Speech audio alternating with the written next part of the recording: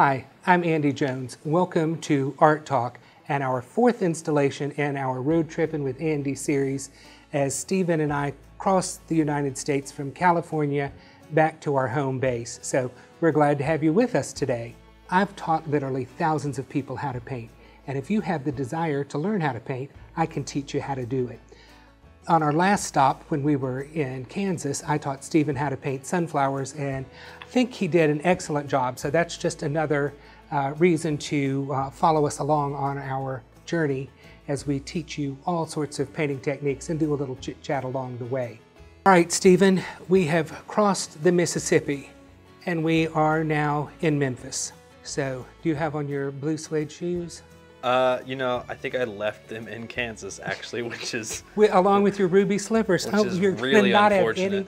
You're not going to have any footwear by the time we reach the Gulf Coast of Florida, which will be okay because then you can put your toes in the sand there. So we are in the great state of Tennessee today and have painting planned of the state flower of Tennessee, which is, as you can see over my shoulder, it is the iris.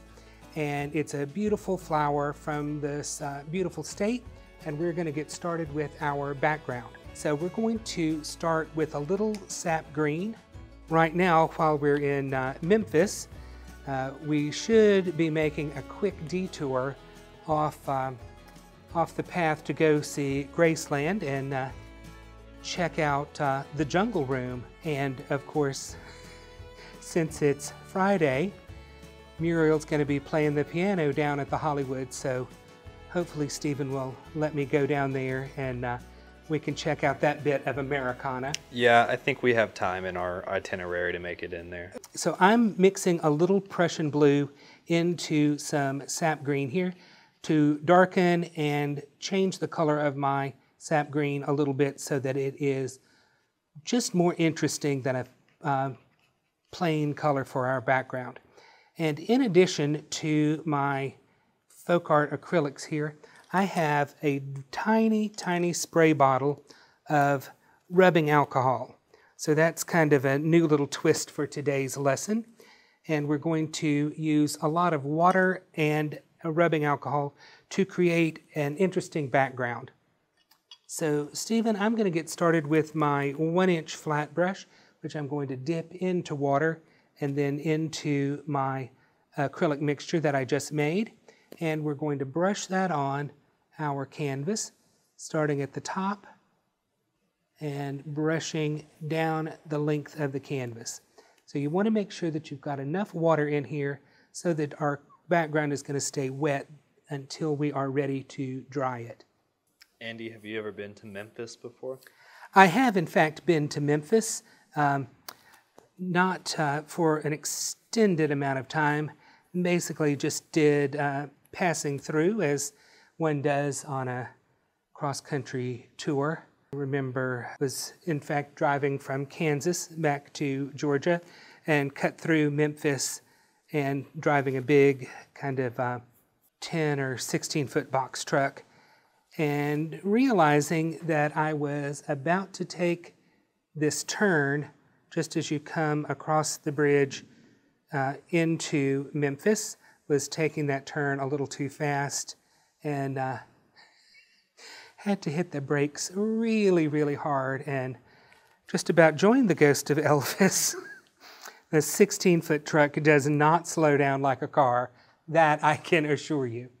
All right, so I have my canvas is kind of nicely painted with this green color. All right, so what I'm going to do now is take my brush, my 1-inch brush, and I'm tapping and dabbing just extra water at the top of the canvas, and I'm letting it start to run down the canvas. That's why I'm holding it at an angle. And then I'm going to give it a quick little brush, and you can see how we're just kind of lifting some of that paint a little bit, creating some lighter and darker areas. And we're going to do that again. Just dab on some water, let it set for just a second as it's running down. Then we'll give it a couple of little sweeps, creating some different values in our background. And now I'm going to start in with a little rubbing alcohol.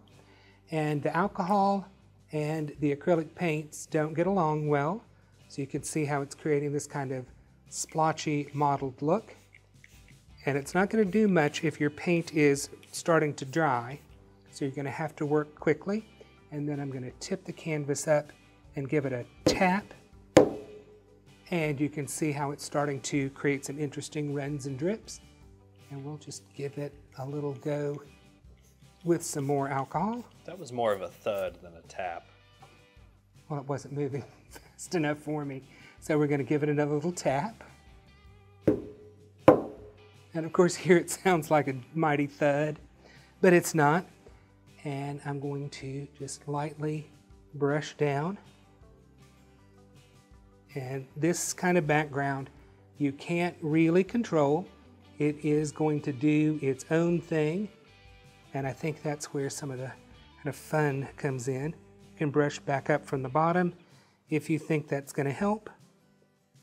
I thought it was going to help more than it did, but that's okay. And then we're going to hit it again with some more alcohol.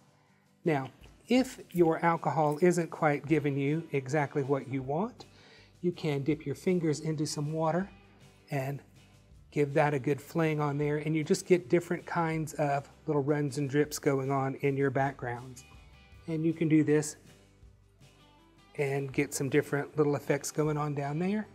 And once again, I'm going to give it a tap, or Stephen likes to call that a thud. We're just making a mess today. Well, we are, but at least it's not car trouble. We haven't had any mechanical difficulties on this entire trip. So we can be grateful for that. All right, so I'm going to set this down, and we are going to take a break and actually head over to Graceland because I think Stephen and I both could use a little stop off at the Jungle Room. I'd like to take a minute to thank Plaid Enterprises for sponsoring Art Talk. They are the makers of folk art acrylics, which I absolutely love using.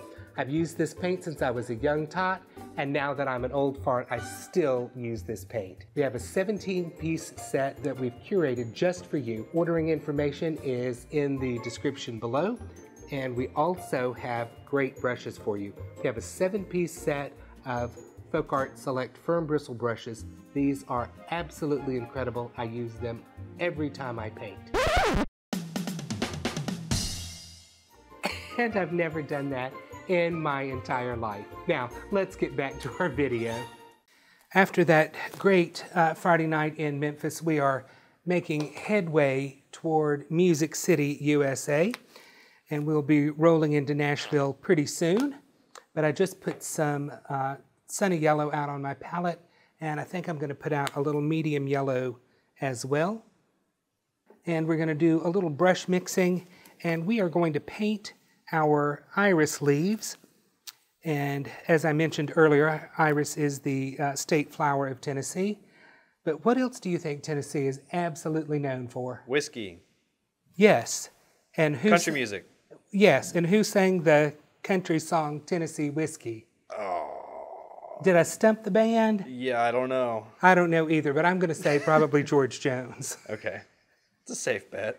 Well, I mean, poor George. There's that dude, Chris Stapleton. That could be it. He's like newer, and I know he did like a cover of it, and that's what people like have been binging on? Yeah. Yeah. Well, I mean, just to be honest, Stephen, if it's new country, I don't know anything about it. Okay. I was raised on the classic queens of country music. So Loretta, Tammy, Dolly, those are country music to me. Who is Dolly?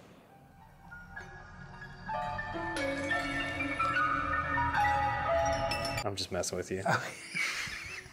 I was feeling a little heart palpitation coming on then. Right now, Dolly is the heart and soul of country music.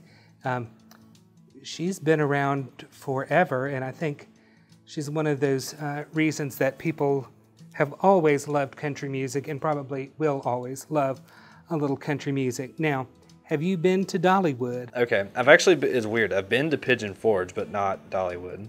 Okay, well, Dollywood hasn't always been there, but it's been around for a while.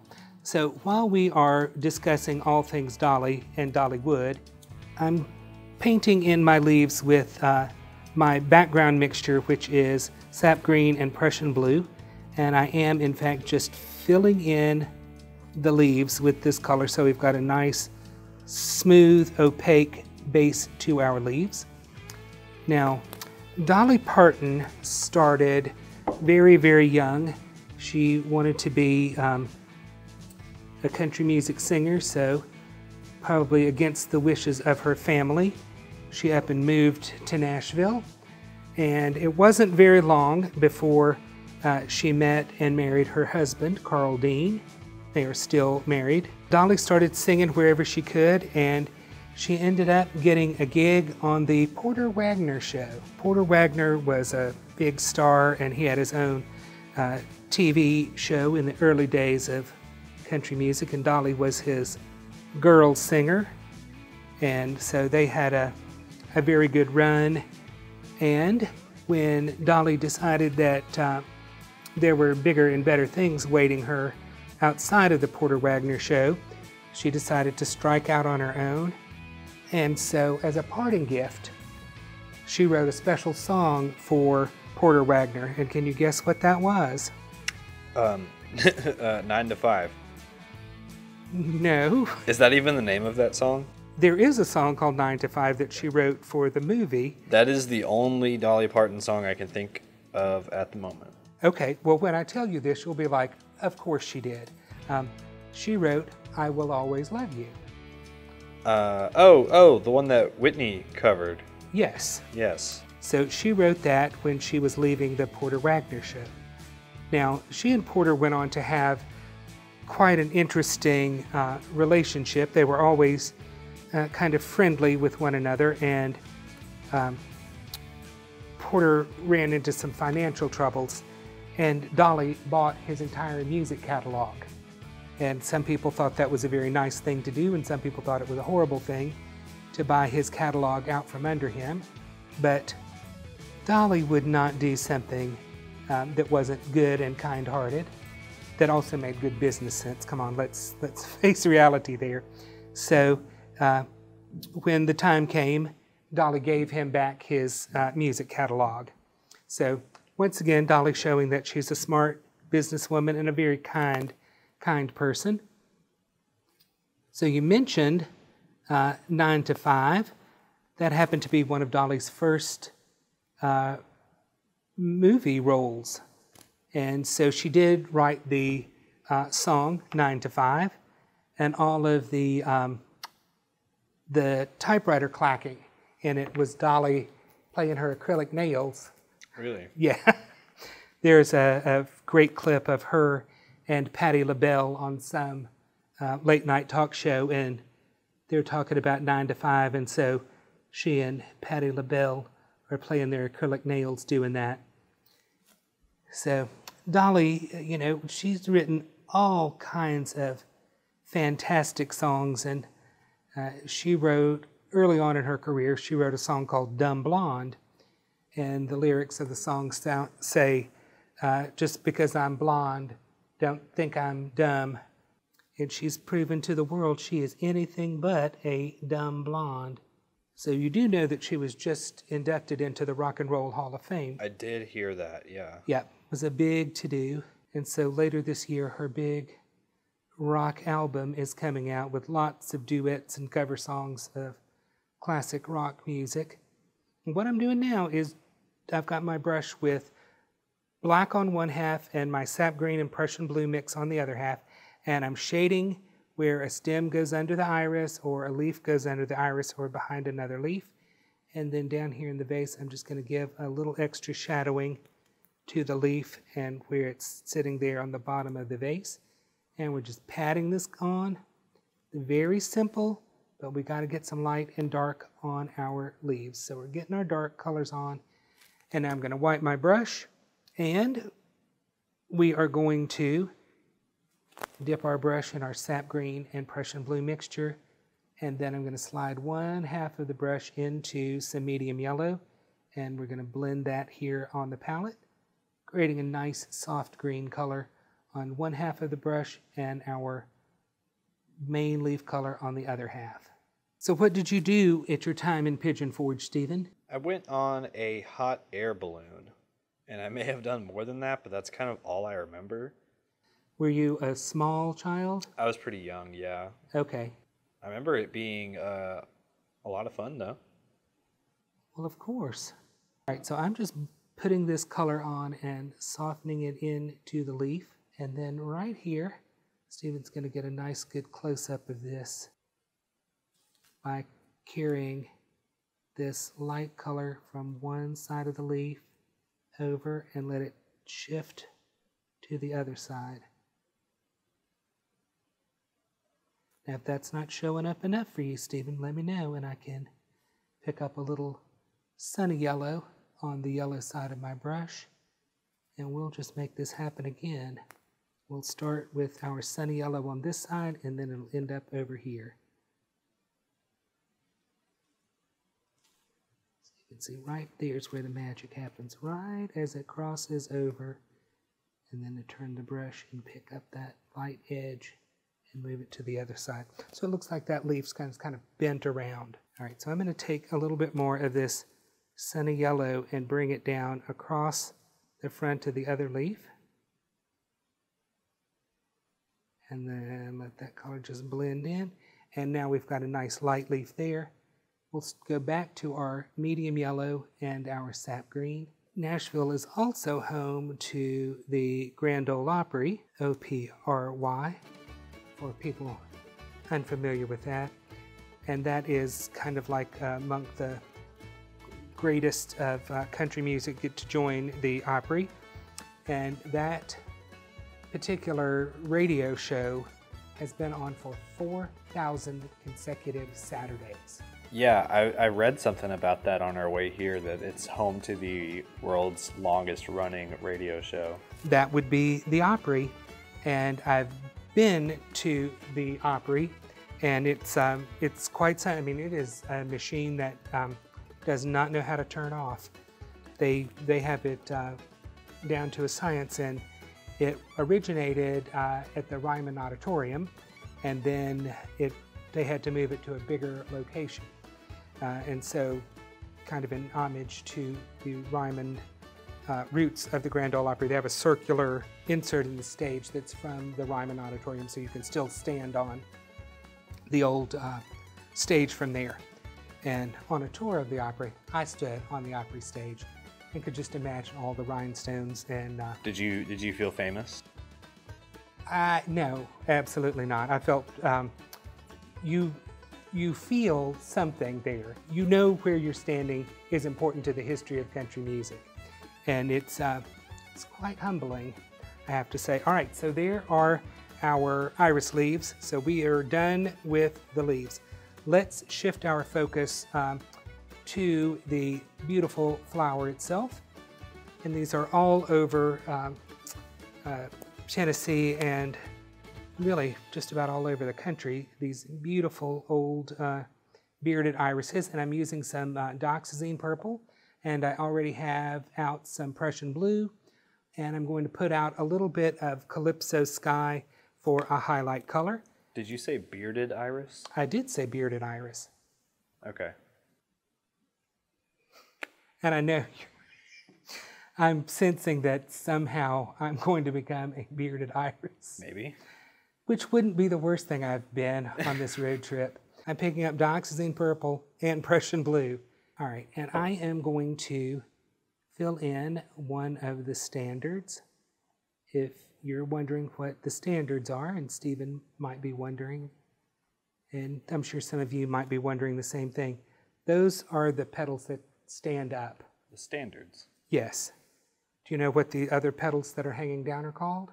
The low petals. They're the sittards. They're called the falls. Oh. So you have standards and falls. That was not a botanical quiz question there.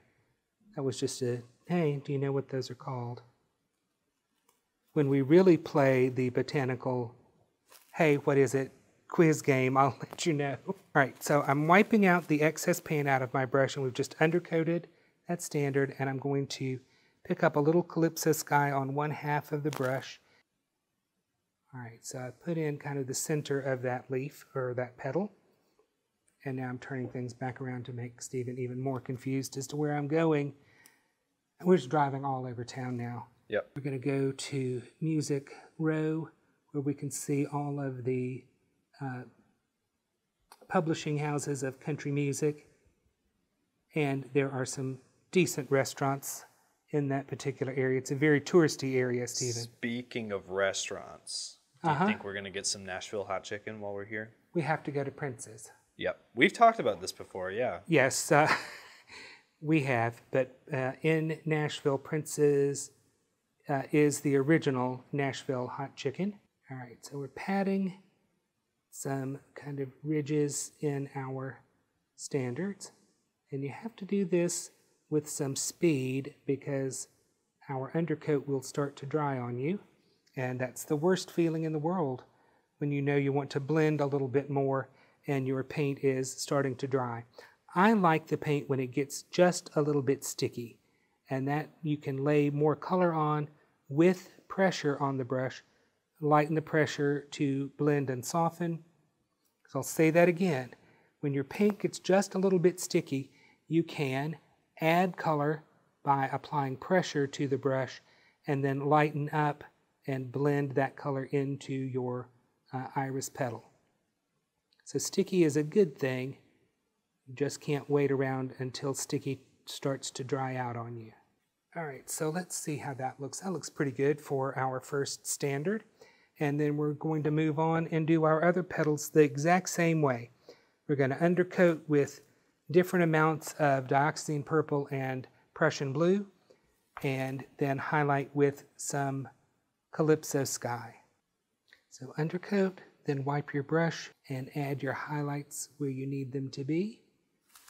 Wipe the paint off your brush, and then lightly blend your highlight into the petal. So that part of that petal is finished, and now we're going to undercoat this part where it's kind of flipped up on itself. Because irises really look like a tough flower to paint, but they're not. So I'm going to pick up some of my Calypso Sky, and I'm going to put that on the light edge of this petal, and you will see that it's going to make it look like it is flipping over on itself. And then we're just going to pat in a little bit of an extra highlight at the tip. All right, Stephen, so I know you're all set for your Nashville hot chicken, but what is your favorite country song, even though you don't like country music? I have to think. There's that one Josh Turner song. Okay, I don't know who Josh Turner is, so you're going to have to school me on that. It's, I remember like I went through like a mild country phase when I was in like 7th grade. I would have liked to have seen that. It wasn't even complete with hat and boots? No, it wasn't even like a full transformative phase. It was like, okay, let me just like try this out, like music wise. I'm trying to think of the name of the song. I don't know. I'll throw a graphic up. Okay. All right, so now you can see how we've got this little petal that's flipping up on itself. And we'll come over here and do one of these little petals that's kind of hiding in the background. What about you? What's your favorite country song? Oh, well, I have to relate my songs by my country queens. So, you know, like for Patsy Cline, I think Crazy would have to be my favorite Patsy Cline song.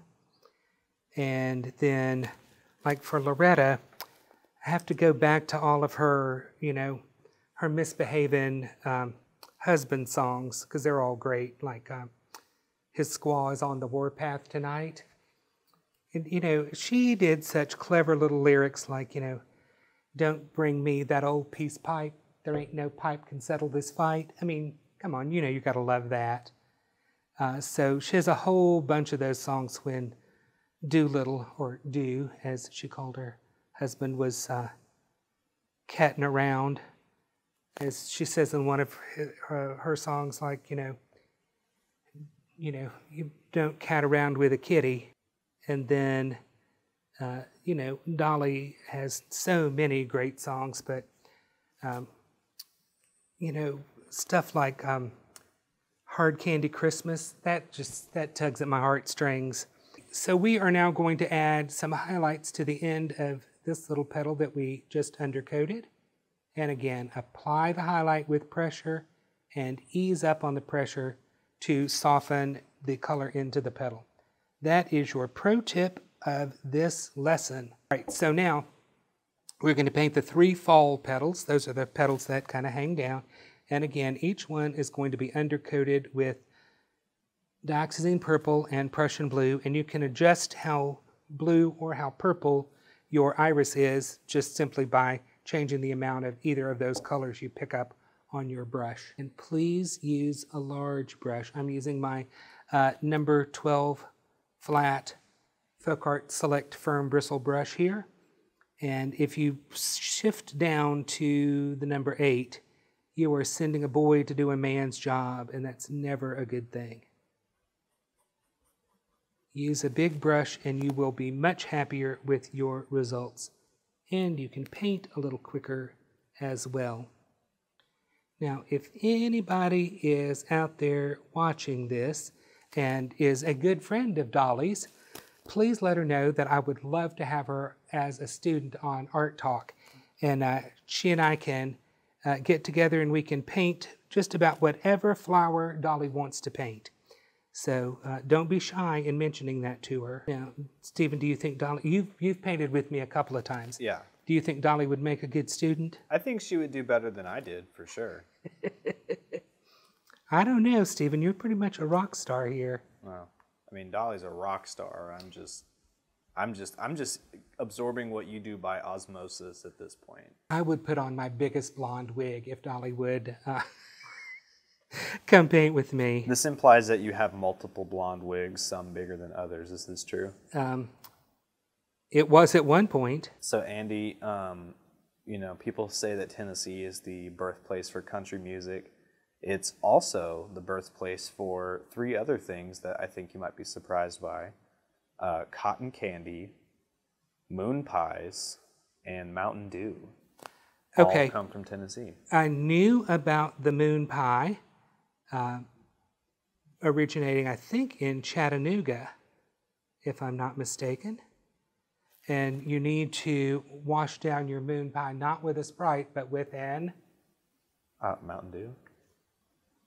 Not a Mountain Dew, but an RC Cola. Oh! I think another thing that, if not originated in Tennessee, at least is well loved and appreciated in Tennessee. Oh, what about Goo Goo Clusters? Are they from Tennessee? I believe that they are from Tennessee. If they're not from Tennessee, they're at least a sponsor of the Grand Ole Opry. No doubt. Do you enjoy Goo Goo Clusters? I do not. I don't think I've ever had one. It's the Nashville version of a turtle. So caramel, peanuts, chocolate. Okay. All right, so there's one of our falls done.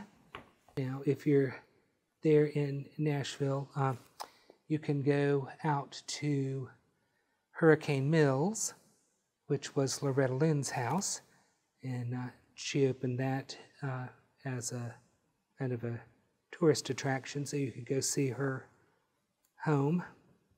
All right, so we're kind of getting in some nice ridges and ripples on that side of our front petal here on this iris, and we're going to do the same on the other side, but I'm going to leave this kind of dark area right next to the center of that petal. So we're mainly going to apply our light color at the outside edge. And we have not even scratched the surface of the greatest country romance, which was Mr. George Jones and Miss Tammy Wynette. They had a rocky relationship, to say the least, but they were the first couple of country music. And somebody was laughing with Tammy about how she saw herself as a country singer, and she says, "I'm probably not the best," she says, "but I'm probably the loudest." So you gotta love Gotta love Tammy's whole life story and her love of George Jones and all of the great duets that they recorded together. So it would seem like all the great country music queens had a very successful career doing duets with different people. So Dolly Parton and Porter Wagoner, Tammy Wynette and George Jones, Loretta Lynn and Conway Twitty. I mean, they know how to do a good duet.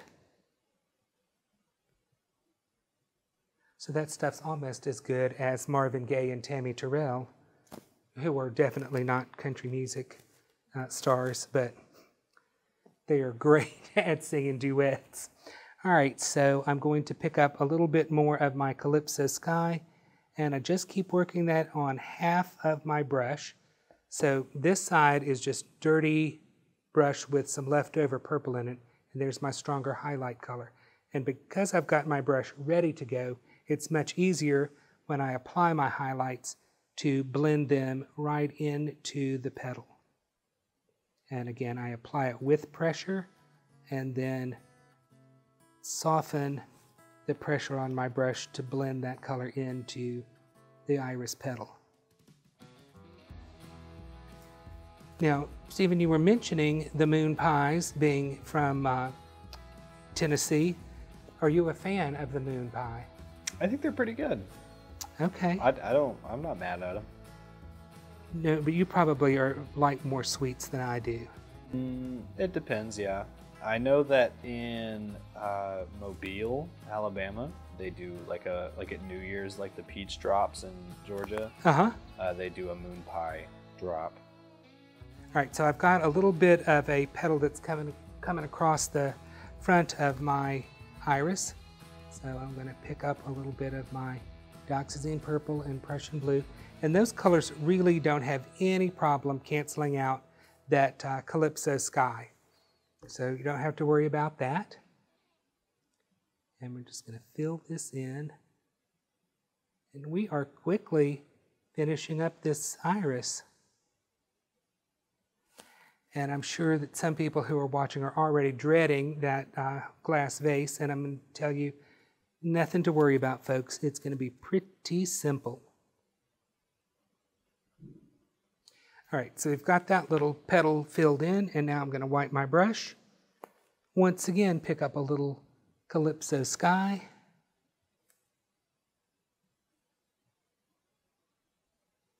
And we are going to highlight this petal as it comes across the front of our flower.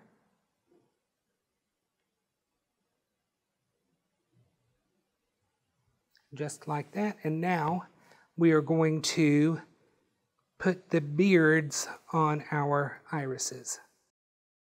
And the beards generally show up on the falls, and there's sometimes a little bit of yellow fuzz that is showing up on the standards.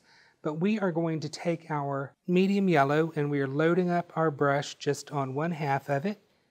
And you can see here on the palette how it suddenly goes from yellow to a dark blue color. That's just the purple and blue that was in my brush, and I've got the medium yellow on the other side of the brush. And this is really simple how we're going to do this.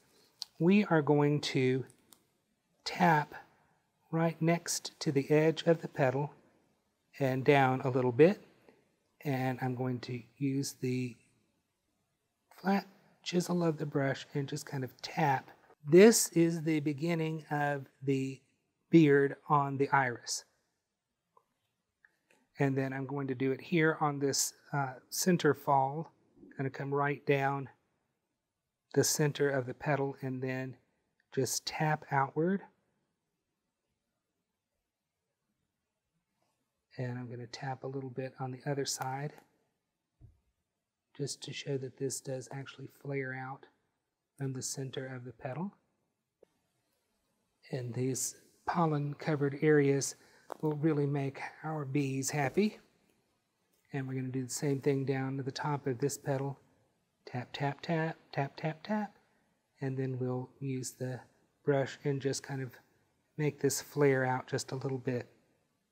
We have a little bit of some pollen to bring up here on this kind of standard, and I'm just tapping with kind of the corner of my brush, not really spreading this out much because we don't want it all over the petal, just kind of right down there at the base. Now, to highlight this, it's pretty easy. We're going to take the yellow side of our brush. We just wiped the medium yellow out, and now I'm going to pick up some sunny yellow. And we're going to tap some highlights on. Are we going to tap them or are we going to thud them like you did before? We're just tapping. Okay, just tapping. And we're not tapping as much of this sunny yellow on because it's a highlight. It's not the whole color of the little beard.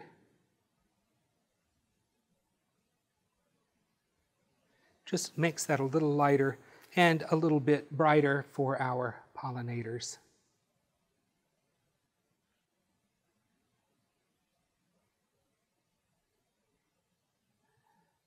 Okay, so that's how we finish up our iris. Now, we're going to pull over and get some gas and come back and tackle the glass vase. All right, we are now going to move on to our glass vase. And this vase has a water line in it, and we've got the base of our vase that we're going to have to address. And we're going to do this pretty easily and pretty simply. So the first thing I'm going to do is I'm going to shade the back side of the interior of the vase. So I've got a clean number 12 flat brush, and I'm picking up some Prussian blue on my flat brush, and it's only on half of the brush. And what I'm going to do is shade the inside of the vase at the back. So we're putting that color on, and we are just blending that up, creating some depth in our glass. So I've done it on this portion of the back of the glass vase, and I'm going to do it over here on this side.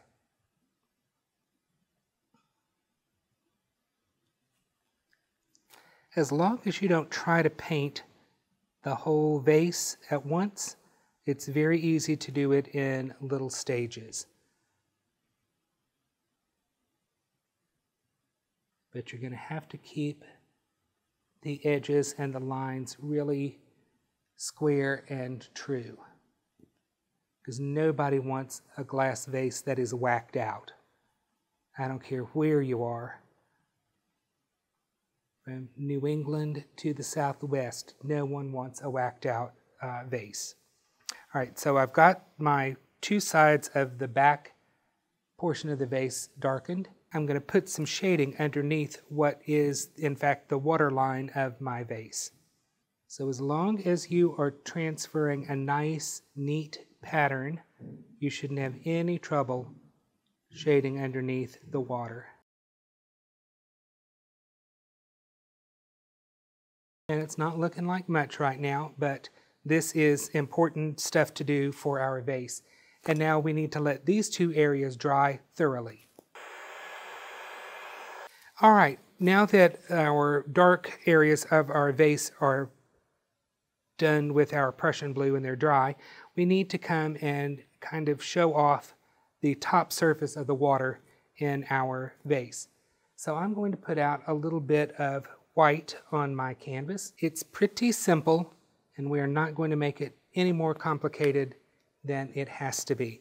So I'm going to take a little bit of titanium white on the corner of my brush, and just a little tiny bit of Calypso Sky, making a really, really pale blue color here on my brush. And I'm going to scooch right along the water line, and I did shift down to a number 8 so that I've got some room to move this little brush in a very, very small area. And then I'm going to come right along the front of my water line, right at the front edge of the vase, and then right along the water line. And we're just scratching that color on there, coming up right around our leaf, And we don't want to fill this in solid, but we do want to have some lightness on there. And right across the front of my leaf, I am going to lighten kind of a little opening. It's not really an opening in the water, but it is kind of where the leaf goes into the water. And we'll scratch that back this way a little bit. All right, so now you can see we've got some flat surface of our water in the vase. And I'm going to bring a little bit of this color right next to my shadowing underneath the water line. And this is probably one of the hardest parts of this entire painting that we're just knocking out as quick and easy as that. All right, I do need to come back and put a little bit of a line that's coming from this corner back toward my leaf there. All right, so we have the top surface of our water done. Whew, that was tough. I might need, was it Sprite or Mountain Dew? Mountain Dew. I might need a little Mountain Dew. We have two different planes of glass here. So this one is going to be darker than this one. So this is the side of our vase that's getting a lot of light, and this is getting less light. I've got a dry 3/4 inch flat brush, and I'm going to pull down the length of the front of the vase, right over leaves, right over water, right over everything. And if I start to run out of paint, I'm not going to worry too much about that.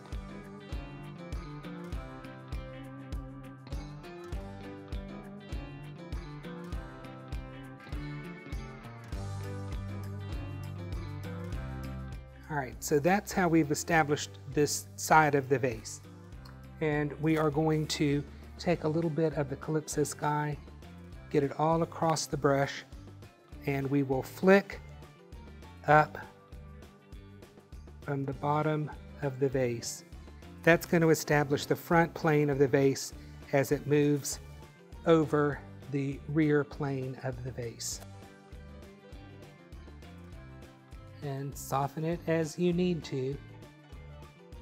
All right, now we're going to come over here to this side of the vase, and we're going to wipe out our brush and pick up titanium white. And if there's a little bit of Calypso Sky, so be it. But white is the main focus of our brush. And just working it through half the brush. And I'm going to do the same thing along this edge and this edge of this side of our vase. So just start right at the top and drag this down, keeping that line as crisp and straight as you can. If it needs a little touch up, we can come back and do that. You want this to be as straight as it can be because, as we've mentioned, no one wants a whacked out vase. And even Stephen has told me on more than one occasion on this trip that he did not want a whacked out vase. It was like my third thing I brought up when we were planning this trip. All right, so coming right next to the Calypso Sky, coming right up the front of our vase, right over the water line, right over the leaves, right over everything. That set the leaves and everything back into the vase, which is exactly what we wanted to have happen. Now I'm picking up white all the way across the brush, and not too much of it, because we're going to make the bottom edge of the vase, just going to bring that right along, making it nice and straight, and then pull up some streaky white right across that side of the vase, and then pull down from the top. And now we've got that side of the vase done. So loving that. Now we need to come over here and deal with this side of the vase, and I'm going to do that with white as well. Picking up the white just on one corner of the brush and softening it in, and we will scrub that down following our design line.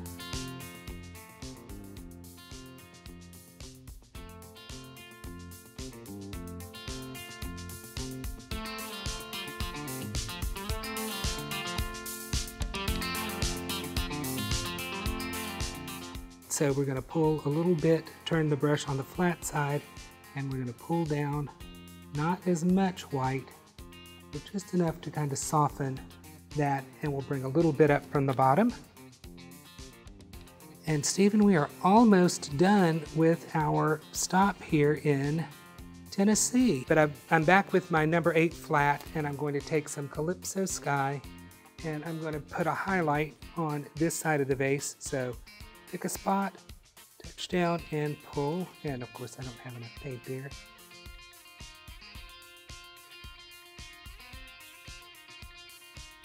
All right, so that's a nice highlight there. And let's put a good white highlight on the front of our vase. Let's just pick a spot, pick one right here, and add a nice bold white highlight coming down that side of the vase. And for fun, I can just add a little dot up there and maybe a dot down there. So that's basically our vase. Now we do have to take care of the rim of the vase. Not hard, and I'm going to make it as easy as I can. Number 8 flat brush, and what I want to do is just tap along the outside edge of the rim, and then move inside to the inside of that top rim. We're going to do the same back here at the back. And right on the front corner, I want to make sure that we've got a good bit of white, and we'll do it right over here at this outside edge too, and right back here at the back. All right, so that's how you get a nice flat rim on the top of your vase, and that is my Tennessee mountain home. You know I'm going to Photoshop a beard on this flower, right? Your beard in particular? I'm pretty sure. Thanks for watching this episode of Art Talk. And Stephen and I hope that you have enjoyed this part of our road trip. We'd like for you to like and subscribe to Art Talk.